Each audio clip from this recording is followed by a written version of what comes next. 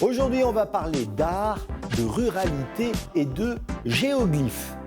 Direction Vassivière, située dans les montagnes limousines sur le plateau de Millevaches. Un immense lac créé artificiellement après la Seconde Guerre mondiale pour alimenter une centrale hydroélectrique devenue un site de premier plan pour la nature et l'art contemporain. Car on y trouve un site unique dans le paysage artistique français. Le CIAP, Centre international d'art et du paysage. Il est situé sur une ancienne colline, devenue île après la création du barrage. Le petit château qui, aujourd'hui, abrite des résidences d'artistes, était autrefois au cœur d'un grand domaine agricole. Le CIAP, créé en 1990, s'organise autour d'un étonnant complexe architectural imaginé par Aldo Rossi et Xavier Fabre.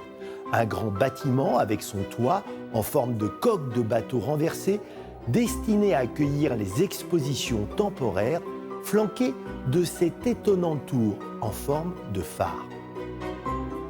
De son sommet, le visiteur a la surprise de découvrir une œuvre grandiose, impossible à voir depuis le sol. La licorne de Vassivière, aussi appelée la licorne Eiffel. Un géoglyphe, autrement dit un immense dessin sur le sol, réalisé avec un mélange de terre et de calcaire par l'artiste Yona Friedman. La licorne fait 324 mètres de long, soit l'équivalent de la hauteur de la célèbre tour. Sur l'île, tout l'espace est consacré à cette rencontre entre art et paysage. Dans le bois des sculptures, on déambule en pleine nature au milieu d'une soixantaine d'œuvres créées par les plus grands artistes internationaux. Un musée à ciel ouvert, en accès libre et gratuit, où le visiteur est invité à travailler le regard. Financé par la région Nouvelle-Aquitaine et le ministère de la Culture, le CIAP est aujourd'hui un acteur important dans la création et la diffusion de l'art contemporain.